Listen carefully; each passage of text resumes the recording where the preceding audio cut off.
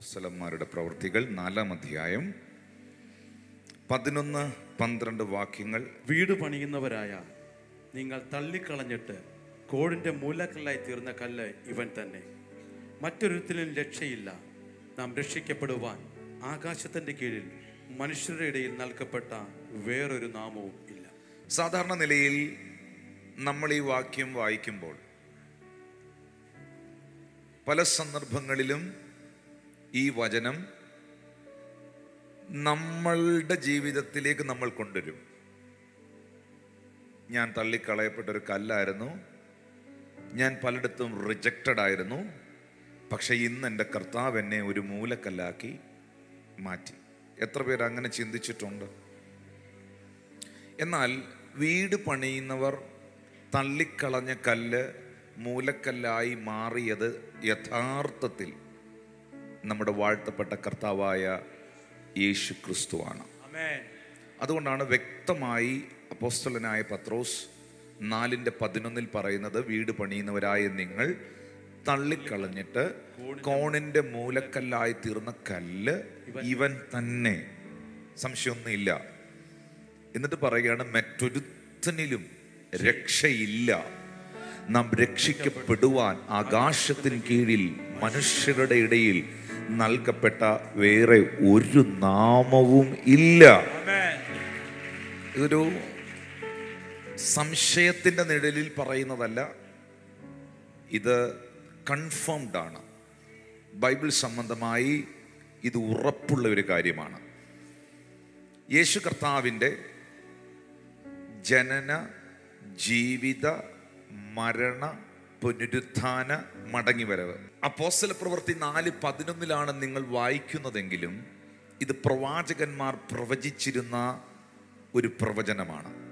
പ്രത്യേകിച്ച് 118-ാമത്തെ സങ്കീർത്തനം എടുക്കുമ്പോൾ അതിൻ്റെ 22, 23 വാക്യങ്ങളിലേക്ക് വരുമ്പോൾ സങ്കീർത്തനക്കാരൻ അവിടെ പറയുന്നു, വീട് പണിയുന്നവർ തള്ളിക്കളഞ്ഞ കല്ല് മൂലക്കല്ലായി തീർന്നിരിക്കുന്നു. ഇത് യഹോവയാൽ സംഭവിച്ചു, നമ്മുടെ ദൃഷ്ടിയിൽ ഇത് ആശ്ചര്യവും ആയിരിക്കുന്നു. എനിക്ക് ഈ അപ്പോസ്തല പ്രവൃത്തി 4:11 അറിയുന്നതിന് മുമ്പ് ഈ 118-ാം സങ്കീർത്തനത്തിൻ്റെ 22-ാം വാക്യം ഞാനും പ്രാർത്ഥിച്ചിട്ടുണ്ട്. കർത്താവേ, ഇത് മനുഷ്യന്റെ ദൃഷ്ടിയിൽ ആശ്ചര്യമായിരിക്കുന്നു, ഇത് യഹോവയാൽ സംഭവിച്ചതാണ്. യഥാർത്ഥത്തിൽ വേദപുസ്തക അടിസ്ഥാനത്തിൽ വീട് പണിയുന്നവർ തള്ളിക്കളഞ്ഞ കല്ല് മൂലക്കല്ലായി തീർന്നതും അത് യഹോവയാൽ സംഭവിച്ചു, അത് മനുഷ്യന്റെ ദൃഷ്ടിയിൽ ആശ്ചര്യമായി മാറിയതും നമ്മുടെ വാഴ്ത്തപ്പെട്ട കർത്താവായ യേശു ക്രിസ്തുവിനെ കുറിച്ചുള്ള വേദപുസ്തക പ്രവചനമാണ്. അപ്പോൾ നിങ്ങൾ എന്നോട് ചോദിക്കുന്നു, യേശുവിൻ്റെ ജനന, ജീവിത, മരണ, പുനരുത്ഥാന, മടങ്ങിവരവ് ഇത്രയും ഈ ഒരൊറ്റ പ്രവചനത്തിൽ, ഒറ്റ വാക്യത്തിൽ എങ്ങനെ സംഭവിക്കും? നിങ്ങൾക്കറിയാമോ, ഞാൻ എപ്പോഴും പറയുന്നൊരു കാര്യമാണ്, അവഗണിച്ചവരെ പരിഗണിക്കേണ്ടി വരും, തള്ളിക്കളഞ്ഞതിനെ അന്വേഷിച്ച് ചേർത്ത് പിടിക്കേണ്ടി വരും. നമ്മളൊക്കെ പലരും മറന്നു കളഞ്ഞതിനെ പിന്നത്തേതിൽ മാനിക്കേണ്ടി വരും. നമ്മൾ നിന്ദിച്ച ചിലരിതിനെ ദൈവം ചിലരെടുത്ത് മാനിക്കുമ്പോൾ നമ്മൾ അവർക്ക് വിധേയപ്പെടേണ്ടി വരും. ഇതുപോലെ ജനനം കൊണ്ടും ജീവിതം കൊണ്ടും മരണം കൊണ്ടും ജീവിതത്തിൽ അവഗണനകൾ ഏറ്റുവാങ്ങിയ, തിരസ്കരിക്കപ്പെട്ട, തള്ളിക്കളയപ്പെട്ട ഒരു കല്ലായിരുന്നു ക്രിസ്തു. വീട് പണിയുന്നവരായ നിങ്ങൾ തള്ളിക്കളഞ്ഞ കല്ല് മൂലക്കല്ലായി മാറി. ആ കല്ല് ഇവൻ തന്നെ, യേശു തന്നെ എന്ന് തിരുവെടുത്ത് പറയുമ്പോൾ ആ കർത്താവ് എവിടെയെല്ലാം അവഗണിക്കപ്പെട്ടവനായിരുന്നു, അവഗണിച്ചവർക്കെല്ലാം പിന്നത്തേതിൽ അവനെ പരിഗണിക്കേണ്ടി വന്നു. ആ കല്ലിനെ ആരെല്ലാം തള്ളിക്കളഞ്ഞു?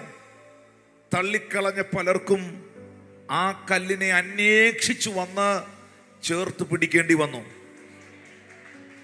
ആരെല്ലാം ആ കല്ലിനെ അപമാനിച്ചു, അപമാനിച്ചവർക്കെല്ലാം ക്രിസ്തുവാകുന്ന കല്ലിനെ പിന്നത്തേതിൽ മാനിക്കേണ്ടി വന്നു. ഹല്ലേലൂയ. ഹല്ലേലൂയ. ഒന്ന് കൊരിന്ത്യർക്ക് എഴുതിയ ലേഖനത്തിൽ കൊരിന്ത്യ സഭയോട് 3-ാം അധ്യായത്തിന്റെ 11, 12, 13 വാക്യങ്ങളിൽ പൗലോസ് അപ്പോസ്തലൻ പറയുന്നത് പോലെ യേശു ക്രിസ്തു ഇട്ടിരിക്കുന്ന അടിസ്ഥാനമല്ലാതെ മറ്റൊന്നിടുവാൻ ആർക്കും കഴിയുകയില്ല. ആ കല്ല് അടിസ്ഥാനമുള്ള കല്ലായി മാറി. വായികൾ തുറന്ന് പറയാമോ? തള്ളിക്കളയപ്പെട്ട കല്ല്, ക്രിസ്തുവാകുന്ന കല്ല് അടിസ്ഥാനമായ കല്ലായി മാറി. ആ കല്ലിൻ മുകളിലാണ്, ആ അടിസ്ഥാനത്തിന്റെ മുകളിലാണ് നമ്മുടെ ക്രിസ്തീയ ജീവിതത്തെ നമ്മൾ ബിൽഡപ്പ് ചെയ്യേണ്ടത്. നമ്മൾ ഒരുപക്ഷെ ഇന്നിവിടെ ആരാധനയിൽ പങ്കെടുക്കുമ്പോൾ, ഈ ശുശ്രൂഷയിൽ പങ്കെടുക്കുമ്പോൾ വ്യത്യസ്തമായ ആവശ്യങ്ങൾ, വ്യത്യസ്തമായ പ്രാർത്ഥനാ വിഷയങ്ങൾ, വ്യത്യസ്തമായ അനുഭവങ്ങളൊക്കെ നിങ്ങൾക്കുണ്ടായെന്ന് വരാം. പക്ഷേ നിങ്ങളുടെ ക്രിസ്തീയ ജീവിതം, നിങ്ങളുടെ വിശ്വാസ ജീവിതം നിലനിൽക്കുന്ന ജീവിതമായി, നിലവാരമുള്ള ജീവിതമായി മാറണമെങ്കിൽ മത്തായി സുവിശേഷം 7-ാം അധ്യായത്തിന്റെ 24 മുതലുള്ള വാക്യങ്ങളിൽ യേശു കർത്താവ് പറഞ്ഞതുപോലെ, എൻ്റെ വചനങ്ങളെ കേട്ട് ചെയ്യുന്നവനൊക്കെയും പാറമേൽ വീട് പണിത ബുദ്ധിയുള്ള മനുഷ്യനോട് തുല്യനാകുന്നു.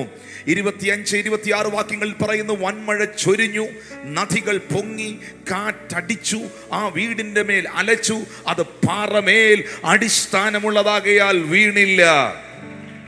25-ാമത്തെ വാക്യത്തിൽ ഞാൻ നിൽക്കുകയാണ്, അത് പാറമേൽ അടിസ്ഥാനമുള്ളതാകയാൽ വീണില്ല. പ്രിയപ്പെട്ടവരെ, വീണില്ലെന്നല്ല, വീഴത്തില്ല. ഒന്ന് എത്ര പേർക്ക് ദൈവത്തെ സ്തുതിക്കാനായി കഴിയും? യേശു ക്രിസ്തുവാകുന്ന പാറമേൽ നിൽക്കുന്ന ഒരാളാണ് നിങ്ങളെങ്കിൽ ഞാൻ നിങ്ങളോട് തിരുവെഴുത്തുകളുടെ അടിസ്ഥാനത്തിൽ പറയുന്നു, യേശു ക്രിസ്തുവാകുന്ന പാറമേൽ നിൽക്കുന്നതിനെ ഈ ലോകത്തിലെ ഒരു ശക്തികൾക്കും വീഴ്ത്താൻ കഴിയുകയില്ല. യേശു ക്രിസ്തുവാകുന്ന പാറമേൽ നിൽക്കുന്നതിന് വൻമഴ ഉണ്ടാകും, ചിലപ്പോൾ നദികൾ പൊങ്ങും, കാറ്റടിക്കും, വീഴുമെന്നാണ് നിന്റെ ചിന്ത. പക്ഷെ വീഴുകയില്ല എന്നാണ് വചനം പറയുന്നത്. എന്നെ കേൾക്കുന്ന പ്രിയപ്പെട്ടവരെ, എന്നാൽ മണലിന്റെ മേൽ പണിതാൽ, ബുദ്ധിയിൽ പണിതാൽ, ചിന്തയിൽ പണിതാൽ, ജഡത്തിൽ പണിതുയർത്തിയാൽ, നമ്മുടെ ഇഷ്ടങ്ങളിൽ പണിതുയർത്തിയാൽ, നമ്മുടെ സ്വന്തം വിചാരങ്ങളിലും ബുദ്ധികളിലും പണിതുയർത്തിയാൽ ഒരുപക്ഷെ അതിന്റെ വീഴ്ച വലുതായിരിക്കും. യഥാർത്ഥമായി യേശുവിനെ രക്ഷിതാവും കർത്താവുമായി സ്വീകരിച്ച് പിതാവിന്റെയും പുത്രന്റെയും പരിശുദ്ധാത്മാവിന്റെ നാമത്തിൽ ദൈവത്തിന്റെ കൽപ്പന അനുസരിച്ച്, ദൈവത്തിന്റെ മാറ്റമില്ലാത്ത വചനത്തിൽ വിശ്വസിച്ച്, ദൈവിക വിശുദ്ധിയിൽ ജീവിതത്തെ സമർപ്പിച്ച്, കർത്താവുമായിട്ടുള്ള ബന്ധത്തിൽ ആഴമേറിയ ബന്ധം പുലർത്തുന്ന ഒരു വ്യക്തിയെ ഈ ലോകത്തിന്റെ ഏതെല്ലാം കാറ്റുകൾ അടിച്ചാലും, ഏതെല്ലാം തിരമാലകൾ പൊങ്ങിയാലും, വൻമഴ ചൊരിഞ്ഞാലും അത് വീഴത്തില്ല. നമുക്ക് വേണ്ടത് പാറമേൽ അടിസ്ഥാനമിട്ടതാണ്. പാറമേൽ അടിസ്ഥാനം എന്ന് പറയുമ്പോൾ വേദപുസ്തകം പറയുന്നു, ആ പാറ എൻ്റെ മൂലക്കല്ലാകുന്ന ക്രിസ്തുവാണ്. ആ പാറ ക്രിസ്തുവാകുന്ന പാറയാണ്. അതിനകത്ത് നിൽക്കുന്ന വിശ്വാസിയെ, ആ പാറമേൽ കാലുകളെ ഉറപ്പിച്ച ദൈവപൈതലേ, ഹല്ലേലൂയ. ബൈബിൾ പറയുന്നു, അവൻ എന്നെ കുഴഞ്ഞ ചേറ്റിൽ നിന്നും കയറ്റി എന്നെ പാറമേൽ നിർത്തി, എൻ്റെ നാവിൽ അവൻ എനിക്കൊരു പുതിയ പാട്ട് തന്നു എന്ന് വായിക്കുന്നത് പോലെ ക്രിസ്തുവിൽ നിലനിൽക്കുന്ന ദൈവമക്കൾ ശബ്ദമുയർത്തി ദൈവത്തിന് സ്തോത്രം ചെയ്യാം. Jesus Christ is the foundation. Jesus Christ is the cornerstone. യേശു ക്രിസ്തുവാണ് അടിസ്ഥാന കല്ല്. യേശു ക്രിസ്തുവാണ് മൂലക്കല്ല്. ഹല്ലേലൂയ. വേദപുസ്തകം പറയുന്നുണ്ട്, ക്രിസ്തു എന്ന അടിസ്ഥാന കല്ലിന്മേൽ, ക്രിസ്തു എന്ന മൂലക്കല്ലിന്മേൽ അപ്പോസ്തലന്മാർ, പ്രവാചകന്മാർ എന്ന കല്ലുകളെ ചേർത്തു വെച്ച് ദൈവം തന്റെ സഭയെ പണിതുയർത്തുന്നു. എന്റെ മെസ്സേജിൽ ഏറ്റവും പ്രധാനപ്പെട്ട ഒരു കാര്യം, യേശു ക്രിസ്തു എവിടെയെല്ലാം തള്ളിക്കളയപ്പെട്ട കല്ലായിരുന്നു.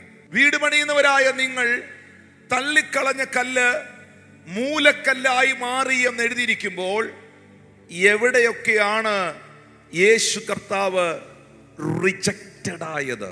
ജീവിതത്തിൽ എവിടെങ്കിലുമൊക്കെ റിജക്ഷൻ അനുഭവിച്ചവരുന്ന കൈ ഉയർത്താവ്. റിജക്ഷൻ എന്ന് പറഞ്ഞാൽ തിരസ്കരണങ്ങൾ, തള്ളപ്പെടലുകൾ, ഒറ്റപ്പെടലുകൾ അനുഭവിച്ചവരുന്ന കരങ്ങൾ ഉയർത്താവും.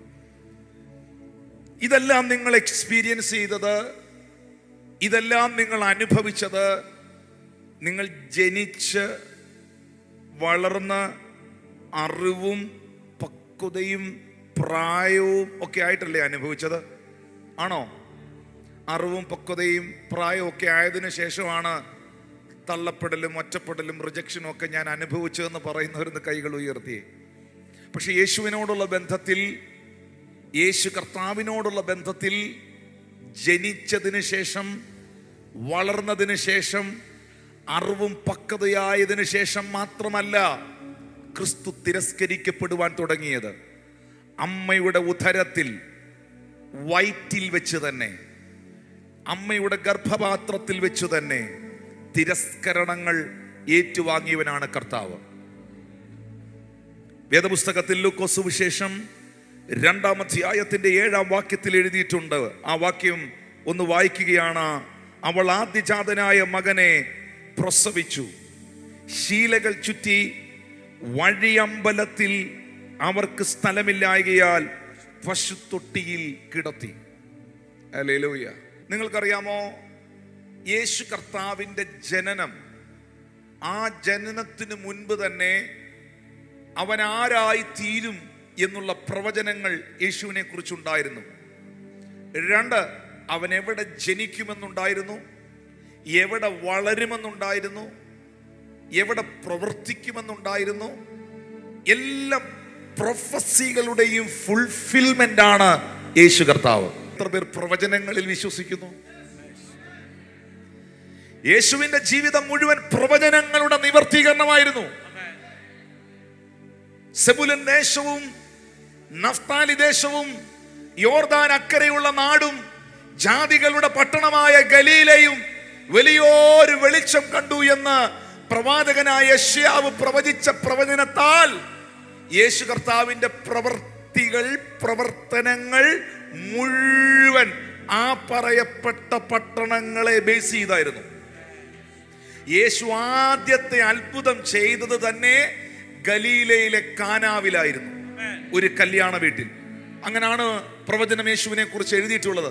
സെബുലൻ ദേശവും നഫ്താലി ദേശവും യോർദാൻ അക്കരെയുള്ള നാടും ജാതികളുടെ പട്ടണമായ ഗലീലയും, ഇങ്ങനെ ഇരുട്ടിലിരുന്ന ജനം, ഇരുട്ടിലിരുന്ന ദേശം വലിയ വെളിച്ചം കണ്ടു. ഇങ്ങനെ ഇരുട്ടിലിരുന്ന ദേശം, ഇരുട്ടിലിരുന്ന ജനം വലിയ വെളിച്ചം കണ്ടു എന്ന് എഴുതിയിട്ടില്ലേ? നിങ്ങൾക്കറിയാമോ, ഗലീല എന്ന് പറയുന്ന പട്ടണത്തെ കുറിച്ചുള്ള ബൈബിൾ പ്രവചനം ഇരുട്ട് പിടിച്ച സ്ഥലം എന്നായിരുന്നു. ഗലീല എന്ന് പറയുന്ന ദേശത്തെ കുറിച്ചുള്ള പ്രവാചകന്മാർ പ്രവചിച്ചതുൾപ്പെടെയുള്ള സാഹചര്യങ്ങളിൽ നിന്ന് പഠിക്കുമ്പോൾ ഗലീല ഇരുണ്ട ദേശമായിരുന്നു. നിങ്ങൾക്കറിയാമോ, ദൈവപ്രവൃത്തികൾക്ക് സാധ്യതയില്ലെന്ന് പ്രാർത്ഥിച്ചവര് പോലും പറഞ്ഞ, ജാതികൾ പറഞ്ഞ, സകല മനുഷ്യരും പറഞ്ഞ ഇരുട്ടുപിടിച്ച സ്ഥലമാണെന്ന് പറഞ്ഞ് വിട്ടുകളഞ്ഞ ആ സ്ഥലത്ത് തന്നെയാണ് യേശു ആദ്യത്തെ അത്ഭുതം ചെയ്തത്. വിശ്വസിക്കുന്ന ചിലരോട് പറയുന്നു, എൻ്റെ വീടൊരു തകർന്ന വീടാണ്, എൻ്റെ വീടൊരു ഇരുട്ട് പിടിച്ച വീടാണ്, എൻ്റെ ജീവിതം ഒരു ഇരുട്ട് പിടിച്ച ജീവിതമാണ്, എൻ്റെ ജീവിതം ഗലീല പോലൊരു തകർന്ന ജീവിതമാണ് എന്ന് പറയുന്ന ആരെങ്കിലും ഓൺലൈൻ സർവീസിൽ ഉണ്ടെങ്കിൽ ആദ്യത്തെ അത്ഭുതം നിന്റെ മേളിലാണ് കർത്താവ് ചെയ്യുവാൻ ഉദ്ദേശിക്കുന്നത്. വിശ്വസിക്കുന്നവർ കരങ്ങളെ അടിച്ച് അത് സ്വീകരിക്കാൻ തയ്യാറായ ആദ്യത്തെ miracle, the first wonder, first miracle is happening your house. ഞാൻ ചോദിക്കട്ടെ പ്രിയമുള്ളവരെ, ഞാൻ ചോദിക്കട്ടെ എൻ്റെ സഹോദരങ്ങളെ, ജാതികളുടെ പട്ടണമായ ഗലീല എന്ന് വിശേഷിപ്പിച്ച, ഇരുളടഞ്ഞ ദേശമെന്ന് വിശേഷിപ്പിച്ച ആ സ്ഥലത്തിലല്ലേ, ആ പട്ടണത്തിലല്ലേ യേശു കർത്താവ് ഫസ്റ്റ് മിറക്കിൾ ചെയ്തത്? കാനാവ് എന്ന് പറയുന്ന സ്ഥലം എവിടെയായിരുന്നു? ഗലീലയിൽ. ആ കാനാവിലെ കല്യാണത്തിലല്ലേ പച്ചവെള്ളം വീഞ്ഞാക്കി കർത്താവ് മാറ്റിയത്? അങ്ങനെയാണെങ്കിൽ ദൈവപ്രവൃത്തിക്ക് സാധ്യതകളില്ല എന്നും മനുഷ്യനും ഒരുപക്ഷെ പ്രാർത്ഥിച്ചവര് പോലും പറഞ്ഞ് തള്ളിക്കളഞ്ഞിരിക്കുന്ന ആ മേഖലയിലേക്ക് കർത്താവ് കയറി വരാൻ പോവുകയാണ്. വിശ്വസിക്കുന്നവർക്കായി ഞാൻ ദൈവത്തിന് സ്തോത്രം ചെയ്യുന്നു. അവിടേക്ക് കർത്താവ് കയറി വരാൻ പോവുകയാണ്. പിന്നെ അവിടുന്ന് പോകത്തില്ല.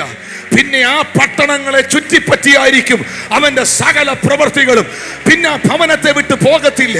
പിന്നെ അതിനെ ചുറ്റിപ്പറ്റിയായിരിക്കും അവന്റെ സകല അത്ഭുതങ്ങളും. പ്രതീക്ഷകൾ കൈവിട്ട്, പ്രതീക്ഷകൾ നഷ്ടപ്പെട്ട് ആരെങ്കിലും ഈ ആരാധനയിൽ പങ്കെടുക്കുന്നെങ്കിൽ നിനക്കൊരു പ്രതീക്ഷ കർത്താവ് തരികയാണ്. ജാതികളുടെ പട്ടണമായ ഗലീല വലിയൊരു വെളിച്ചം കണ്ടു. ജാതികളുടെ പട്ടണമായ ഗലീല വലിയൊരു വെളിച്ചം കണ്ടു. തലമുറകളെ കുറിച്ച് ഭാരപ്പെടുന്ന മാതാവേ, മക്കളുടെ ജീവിതത്തെ ഓർത്ത്, കുഞ്ഞുങ്ങളുടെ ഭാവിയോർത്ത്, അവരുടെ ജീവിതത്തെ ഓർത്ത് ഭാരപ്പെടുന്ന പ്രിയ പിതാവേ, ദൈവത്തിന്റെ ആത്മാവ് ഇങ്ങനെ നിന്നോട് പറയുന്നു, എൻ്റെ കുഞ്ഞിൻ്റെ ജീവിതം ഇരുണ്ടടഞ്ഞു പോയി, എൻ്റെ കുഞ്ഞ് ഇരുട്ടിലാണ്, എൻ്റെ മക്കൾ ബന്ധനത്തിലാണ് എന്ന് നിങ്ങൾ ചിന്തിക്കുന്നെങ്കിൽ, പറയുന്നെങ്കിൽ, ആ മകനെ, ആ മകളെ വലിയൊരു വെളിച്ചമാക്കി മാറ്റാൻ, അത്ഭുതമാക്കി മാറ്റാൻ യേശുവിന് കഴിയും. ഞാൻ എന്റെ മെസ്സേജിലേക്ക് വരികയാണ്.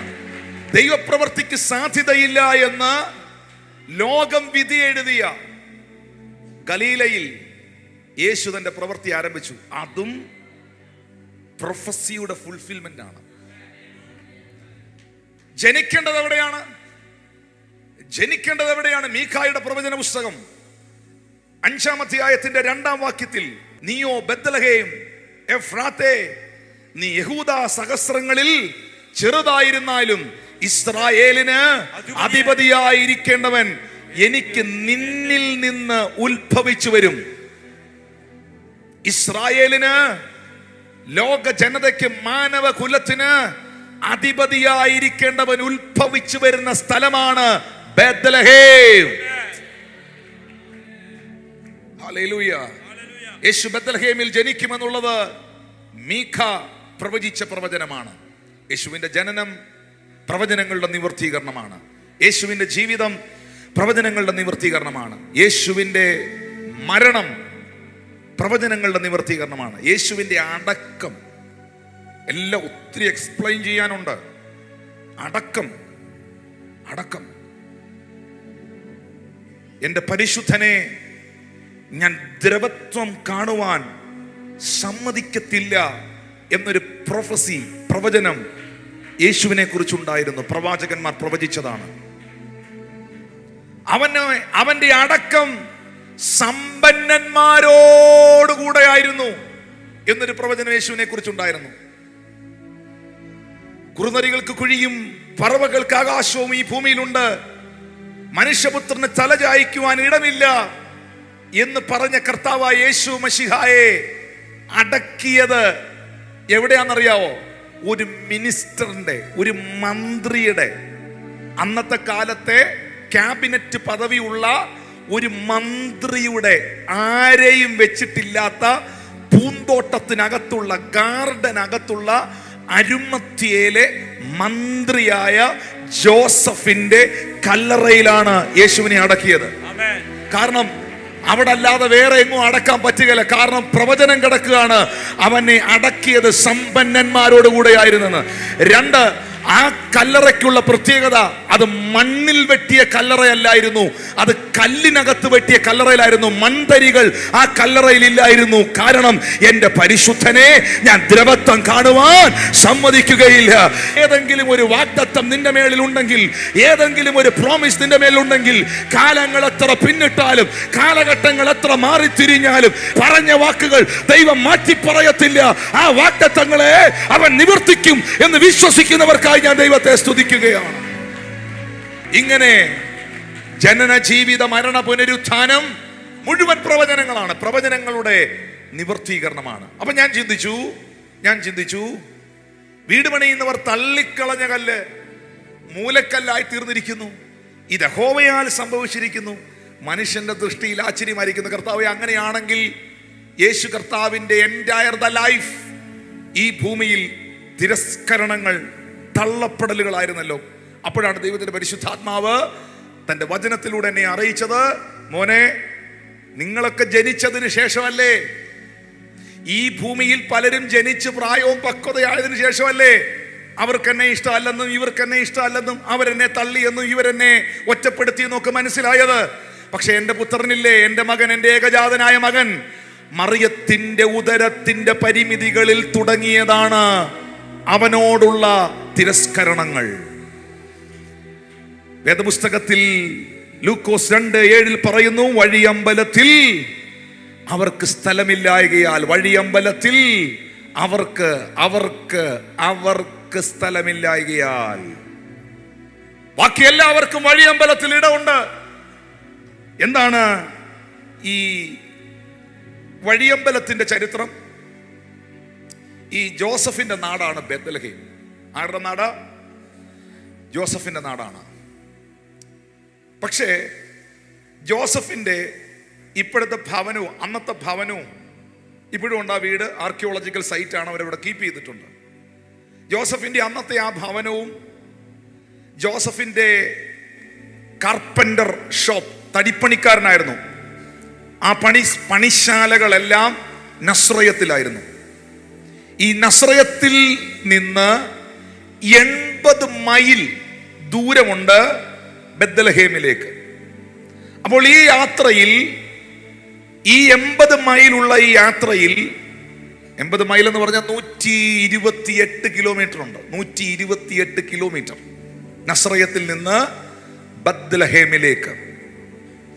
ആ യാത്രാമധ്യയിൽ യേശു കർത്താവിന് ജനിക്കുവാനുള്ള സമയമായപ്പോൾ മറിയത്തിന് കുഞ്ഞിനെ പ്രസവിക്കുവാനുള്ള പെയിൻ തുടങ്ങിയപ്പോൾ, ഈ അന്നത്തെ കാലത്ത് ഇന്നത്തെ പോലെ നമ്മളിപ്പോൾ ട്രാവൽ ചെയ്യുമ്പം പല ആളുകൾ ലോങ് ജേർണി പോവുകയാണെങ്കിൽ അവർ ഹോട്ടലുകൾ എടുത്ത് താമസിക്കും, എന്നിട്ട് അടുത്ത ദിവസം യാത്ര ചെയ്യും. അന്ന് കഴുതപ്പുറത്തും കുതിരപ്പുറത്തുമൊക്കെ യാത്ര ചെയ്യുന്നവർക്ക് ഇടത്താവളങ്ങൾ ഉണ്ടായിരുന്നു. ഇടത്താവളങ്ങൾ. യേശു കർത്താവിനെ പ്രസവിക്കുവാൻ വേണ്ടി മേരിയും ജോസഫും കൂടെ ഈ വഴിയമ്പലത്തിന്റെ വാതിലിൽ മുട്ടി. ആ ഇടത്താവളത്തിന്റെ വാതിലിൽ മുട്ടിയപ്പോ അതിൻ്റെ നടത്തിപ്പുകാരൻ പറഞ്ഞു, ഇതിനകത്ത് ഫുള്ളാണ്, ഇതിനകത്ത് സ്ഥലമില്ല എന്ന് പറഞ്ഞു. അടുത്ത സ്ഥലം പിടിക്കാൻ സമയമില്ല. പെട്ടെന്ന് അവർ നോക്കുമ്പോൾ ഈ ഹോട്ടലിൽ, ഈ വഴിയമ്പലത്തിൽ പാർത്തിരിക്കുന്ന പലരുടെയും, ജോസഫിന്റെ ഉൾപ്പെടെ, കഴുതയും കുതിരകളെ കെട്ടിയിരിക്കുന്ന ഒരു പശുശാല പോലെ ഒരു ക്രമീകരണം അവിടെ ആ വഴിയമ്പലത്തിനുണ്ട്. അവിടെ യേശുവിനെ കിടത്തി എന്ന് വേദപുസ്തകം പറയുന്നു. എന്റെ മെസ്സേജ് ഇതാണ്: വഴിയമ്പലത്തിനകത്ത് എല്ലാവർക്കും സ്ഥലം ഉണ്ടായിരുന്നു. മറിയത്തെയോ ജോസഫിനെയോ അവർക്ക് അഡ്ജസ്റ്റ് ചെയ്യാമായിരുന്നു. പക്ഷേ വേറൊരു പ്രശ്നം ഉണ്ടായിരുന്നു അന്നത്തെ സമയത്ത്. ആ പ്രശ്നം നാട്ടുകാരടിച്ചിറക്കിയ ഒരു കഥയാണ്. ആ കഥ മറിയത്തിന് അനുകൂലമല്ലായിരുന്നു. വിവാഹിതയാകുന്നതിന് മുൻപ്, അവിവാഹിതയായിരുന്നപ്പോൾ, കൂടി വരും മുൻപേ അവൾ ഗർഭവതിയായി. ഒരു സ്ത്രീ ഗർഭവതിയായാൽ 8 മാസം 9 മാസം 7 മാസം ഒക്കെ കഴിയുമ്പോൾ പറയണ്ട, കാണുന്ന ആളുകൾക്ക് അറിയാൻ പറ്റും. ലോകസഹജമാണ്. ഹല്ലേലൂയ.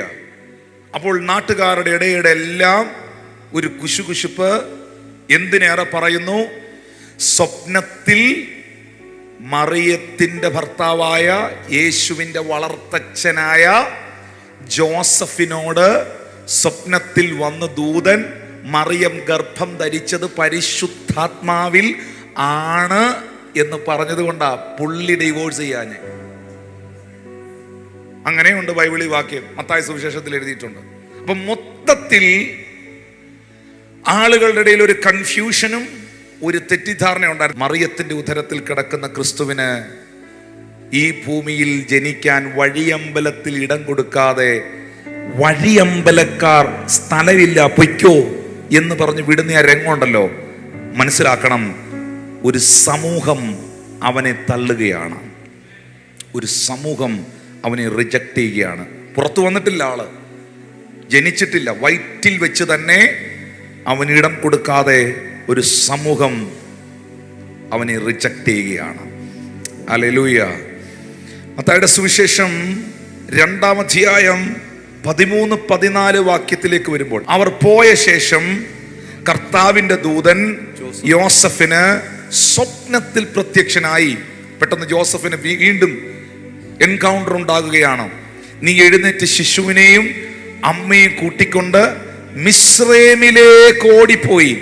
ഞാൻ നിന്നോട് പറയുന്നത് വരെ അവിടെ പാർക്കുക. ഹെരോദാവ് ഈ കുഞ്ഞിനെ നശിപ്പിക്കുവാൻ അന്വേഷണം നടത്തുന്നുണ്ട്. യേശു കർത്താവ് ജനിച്ച് ദിവസങ്ങൾ, മണിക്കൂറുകൾ കഴിയുന്നതിന് മുൻപേ ദൈവദൂതൻ സ്വപ്നത്തിൽ പ്രത്യക്ഷപ്പെട്ട് ജോസഫിനോട് പറയുകയാണ്, പെട്ടെന്ന് കുഞ്ഞുമായിട്ട് സ്ഥലം വിടണം, ഈ സ്ഥലത്തുനിന്ന് പോണം, ഈജിപ്തിലേക്ക് പോണം. ഇന്നത്തെ പോലല്ല, അന്ന് ട്രെയിൻ ബുക്ക് ചെയ്യാനോ ഫ്ലൈറ്റ് ബുക്ക് ചെയ്യാനോ ഒന്നും പറ്റുകയില്ല. എന്നെ ശ്രദ്ധിക്കുന്നുണ്ടോ? പെട്ടെന്ന് പോകാൻ പറ്റുകയില്ല. ഇത്രയും മണിക്കൂറുകൾ, ഇത്രയും ദൂരം ഇസ്രായേലിൽ നിന്ന്, ഇസ്രായേൽ ഒരു രാജ്യമാണ്, ഈജിപ്റ്റ് എന്ന് പറഞ്ഞാൽ മിസ്രൈം അത് വേറൊരു രാജ്യമാണ്. ഒരു രാജ്യത്ത് നിന്ന് അടുത്ത രാജ്യത്തിലേക്ക് അന്നത്തെ കാലത്ത് പോകണമെങ്കിൽ വാഹന മൃഗങ്ങൾ മാത്രമേ ഉള്ളൂ, കഴുതയോ അങ്ങനെ എന്തെങ്കിലും ക്രമീകരണങ്ങളേ ഉള്ളൂ. മറിയത്തെയും കുഞ്ഞിനെയും കഴുതപ്പുറത്ത് ഇരുത്തിക്കൊണ്ട് യോസഫ് നടക്കുകയാണ്. ആ നടത്തം തിരസ്കരണത്തിൻ്റെ ഒരു നടത്തമല്ലേ? ജനിച്ചെടുത്ത് വളരാൻ പറ്റാതെ ജന്മദേശം റിജക്റ്റ് ചെയ്യുന്ന കണ്ടോ?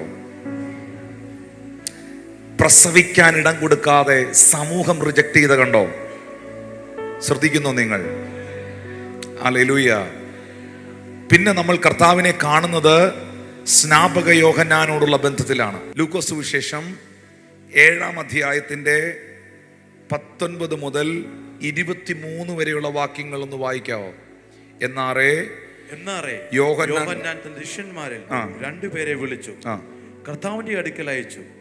വരുവാനുള്ളവൻ നീയോ? അല്ല, ഞങ്ങൾ മറ്റൊരുത്തിനെ കാത്തിരിക്കണമോ എന്ന് പറയിച്ചു. വരാനുള്ളവൻ, യോഹന്നാൻ എന്താ ചോദിച്ചേ? വരാനുള്ളവൻ നീയോ, അതോ മറ്റാർക്കെങ്കിലും വേണ്ടി ഞങ്ങൾ കാത്തിരിക്കണമോ? യേശു ക്രിസ്തു ആര് എന്നുള്ളത് ഈ ലോകത്തിൽ എല്ലാവർക്കും കൺഫ്യൂഷനായിരുന്നു. അവൻ തച്ചൻ്റെ മകനല്ലയോ? അവൻ ജോസഫിൻ്റെ മകനല്ലയോ? അവൻ നസ്രയത്തുകാരനല്ലയോ? ഇവൻ എങ്ങനെയാ ജനിച്ചത്? ഇവൻ എവിടുത്തുകാരനാണ്? ഇങ്ങനെയൊക്കെയുള്ള ചിന്തകൾ എല്ലാവരുടെയും അകത്തിരിക്കുമ്പോൾ ന്യായപ്രമാണത്തിൻ്റെ ഏറ്റവും ഒടുവിലത്തെ കണ്ണിയായ സ്നാപക യോഹന്നാൻ യോർദാനിൽ സ്നാനപ്പെടുത്തിക്കൊണ്ടിരിക്കുമ്പോൾ ഈ പൊതുസമൂഹത്തോട്, അന്നത്തെ കാലഘട്ടത്തോട് വിളിച്ചു പറഞ്ഞു, ഇതാ വരുന്നു ലോകത്തിന്റെ പാപത്തെ ചുമക്കുന്ന ദൈവത്തിന്റെ കുഞ്ഞാട്. അവന്റെ ചെരുപ്പിന്റെ വാറഴിപ്പാൻ ഞാൻ യോഗ്യനല്ല. ഞാൻ നിങ്ങളെ യോർദാനിൽ ഈ വെള്ളത്തിൽ സ്നാനം കഴിപ്പിക്കുമ്പോൾ അവനോ നിങ്ങളെ പരിശുദ്ധാത്മാവിനാലും അഗ്നിയാലും സ്നാനം കഴിപ്പിക്കും. വീശുമുറം അവന്റെ കയ്യിലുണ്ട്. അവൻ കളത്തെ മുറ്റും വെടിപ്പാക്കി ഗോതമ്പ് സെപ്പറേറ്റ് ചെയ്ത് പതിരിനെ തീക്കകത്തേക്ക് അവൻ തള്ളിക്കളയും. ഞാൻ ചോദിക്കട്ടെ, ഇതാ വരുന്നു ലോകത്തിന്റെ പാപത്തെ ചുമക്കുന്ന ദൈവത്തിന്റെ കുഞ്ഞാടെന്ന് പൊതുസമൂഹത്തോട് ആദ്യം വിളിച്ചു പറഞ്ഞ ആരാ? സ്നാപക യോഹന്നാൻ. ഇതേ യോഹന്നാനെ ഹെരോദാവ് കാരാഗ്രഹത്തിലാക്കി, തടവറയിലാക്കി, പ്രതികൂലത്തിലൂടെ പോയി, ഈ പുള്ളി പ്രശ്നത്തിലൂടെ പോയി, പ്രതിസന്ധിയിലൂടെ പോയി, മരണത്തെ മുന്നിൽ കണ്ടു. ഉടനെ ഈ മനുഷ്യൻ തന്റെ ശിഷ്യന്മാരെ വിളിച്ചിട്ട് ആളയപ്പിച്ചിട്ട് ചോദിക്കുകയാണ്, പുള്ളിയോടൊന്ന് പോയി ചോദിക്ക്, ആ യേശു എന്ന് പറഞ്ഞില്ലേ, ഞാൻ സ്നാനപ്പെടുത്തിയ കുറച്ച് നാളുകൾക്ക് മുമ്പ് ഞാൻ സ്നാനപ്പെടുത്തിയ പുള്ളിയില്ലേ, പുള്ളിയോടൊന്ന് പോയി ചോദിച്ചേച്ചു വാ, വരാനുള്ളവൻ പുള്ളി തന്നെ ആയിരുന്നു എന്ന്. വരാനുള്ളവൻ നീയോ, അതോ ഞങ്ങൾ മറ്റൊരുത്തനെ കാത്തിരിക്കണം? അപ്പോ യേശുവിനെ കുറിച്ച് ഒന്നാമത് സാക്ഷ്യം പറഞ്ഞ സ്നാപക യോഹന്നാനും യേശുവിനെ തള്ളി. ശരിക്കും തള്ളിയല്ലേ? 21-ാം വാക്യത്തിൽ യേശു അതിന് ഉത്തരം പറഞ്ഞു. എന്നാന്നറിയോ? ആ നാഴികയിൽ ഈ സംശയരോഗികൾ അവിടെ വന്ന് പറഞ്ഞ, ഈ സംശയരോഗികൾ ഉറക്കെ പറയണം, ഈ സംശയരോഗികൾ അവിടെ വന്ന് നിൽക്കുമ്പോൾ ആ നാഴികയിൽ യേശു കർത്താവ് എന്ത് ചെയ്തു?